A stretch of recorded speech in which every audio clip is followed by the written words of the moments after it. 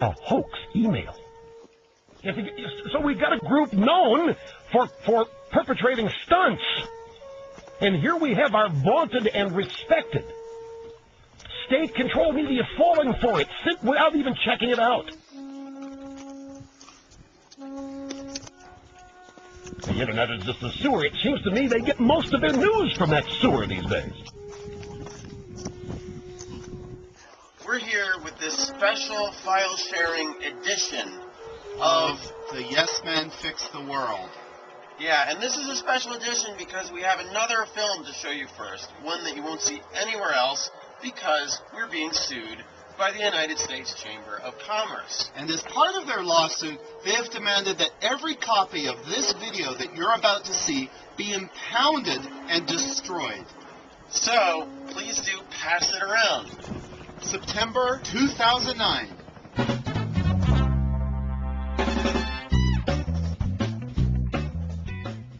Back in September, we were working with a bunch of climate change activists to plan an event in Washington, D.C.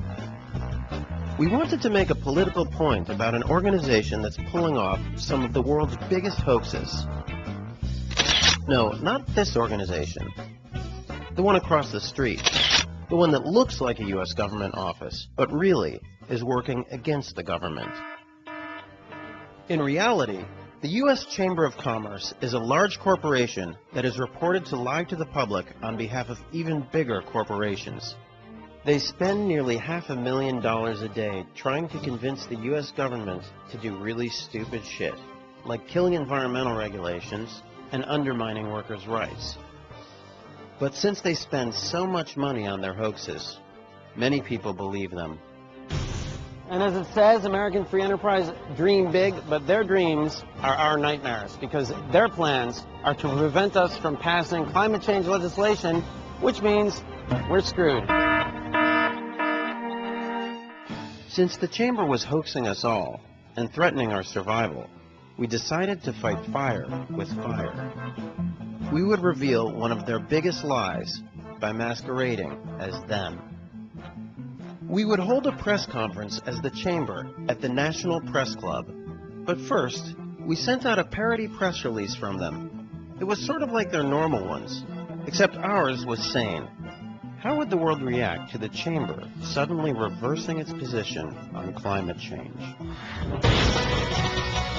Been a reversal on climate change from the U.S. Chamber of Commerce. It will reverse its position on the climate change bill and wants a carbon tax, if you will. All right, so the U.S. Chamber is denying it now. All right, so maybe not. Apparently it was a hoax. Either there is a group or some people or a person. Is there any involvement of the White House whatsoever?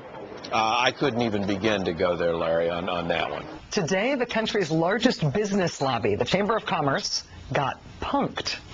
It began early this morning when a press release went out, purportedly from the United States Chamber of Commerce. Amazingly, the release said that the Chamber would now support this legislation that it's spent months fighting against. Reporters were surprised and probably confused at this odd turn of events, but that was nothing compared to what actually happened at the press conference when it was held later on this morning. Watch this tape. Clean coal is a technology that has not only not been proven, it basically doesn't exist. Okay, this is, I'm Eric Wolfschlegel. I'm with the U.S. Chamber of Commerce. This is not an official U.S. Chamber of Commerce event. So I don't know what pretenses you're here. I know some of you in the press world, but this is a fraudulent press activity and a stunt. Who are you really, sir? And do you have a business card? Are you with the U.S. Chamber? I do. We can discuss afterwards. Okay. Can I see your business card? Can I see yours? Are you here representing the U.S. Chamber of Commerce? Yes, I am. Okay, well, I work there, and you do not look familiar to me at all. Could I see your business Is this card? stunt? Could I see your business Is this card? stunt? Are you interrupting? Yes, I am. And, this guy does not represent the U.S. Chamber of Commerce. Can we finish the Okay? No. This is not an official Chamber of Commerce. This is not, what is your position at the Chamber of Commerce? I just spoke my position. What is your title, and your official title at the U.S. Chamber? I'm the assistant to Mr. Donahue. Okay. This guy is a fraud. He's lying. This is, a stunt that I've never seen before. So if you'd like to actually talk to the legitimate Chamber of Commerce, I've got my business cards outside. This gentleman, I will assure you, does not have any business cards, and he's not legitimate. Show me your business card. No, show me yours. No, show me yours. They both look like imposters. What? It's You got a business card? It's so weird, though. But You don't look familiar. The U.S. Chamber of Commerce says it was victimized. Victims of a hoax by environmental activists. Listen, public relations hoaxes undermine the genuine effort to find solutions on the challenge of climate change. A hoax actually led to the chamber admitting that there is a challenge for climate change. It seems like a good first step. So next up, hoaxes about poverty, violence, Education. hunger. The big education hoax. We've got a big education hoax in this country. The hoax is a good first step. Yeah. So that's the story, folks. Not entirely. Then they decided to use this opportunity to raise funds. They put out Google ads. You'd click on that, and it would take you to a page from the U.S. Chamber of Commerce asking you to give them $250 to help defend themselves against us. It gets even funnier. They not only use this opportunity to fundraise, but then they decided to sue us. And by the way, we're being defended by some of the best lawyers in the world. We're being defended by the Electronic Frontier Foundation. Go to EFF.org to check them out. Wait. There's another punchline. Not only did Fox pick up our release, not only did Volkswagen come and interrupt our press conference, not only did the Chamber of Commerce try to raise funds off this event, and not only did they sue us,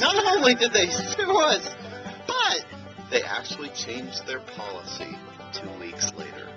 Just today, the Chamber of Commerce changed positions, not courtesy of the yes men with that stunt in Washington a few weeks ago. But they're now saying, surprisingly to me, and I'm glad about it, that they want to get legislation, and they're now working with the sponsors of the bill. Gore saying it didn't happen because of the yes men is kind of the highest compliment we've ever been paid, I think. So if you're interested in people maintaining their freedom of speech, EFF.org is a very good organization to support. And also, if you're interested in basically more mayhem of this sort, please do go and see the yesmen.org/lab. That is theyesmen.org/lab, where you can find out about the Yes Lab. The Yes Lab is a thing we've launched to try to make this happen a lot more. Pass this film around to other people, because the U.S. Chamber of Commerce wants people not to see it. Yeah, that's reason enough as far as we're concerned. The Chamber of Commerce needs the support of every American who gives a damn about free markets, private property, and fears creeping fascism. This country cannot afford for the insurance industry to cave. This country cannot afford for the Chamber of Commerce to cave. The Chamber of Commerce has been screwed.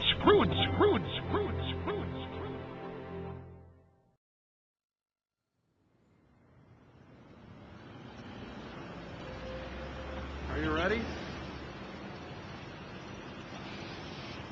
I'm extremely happy to be here because today is a very historic occasion for all of us at Dow, and I am grateful. Let's walk that way. I am grateful. You're extremely pleased to be here. I'm extremely pleased to be here. Yes, extremely pleased to be here, Steve. This is my friend Andy.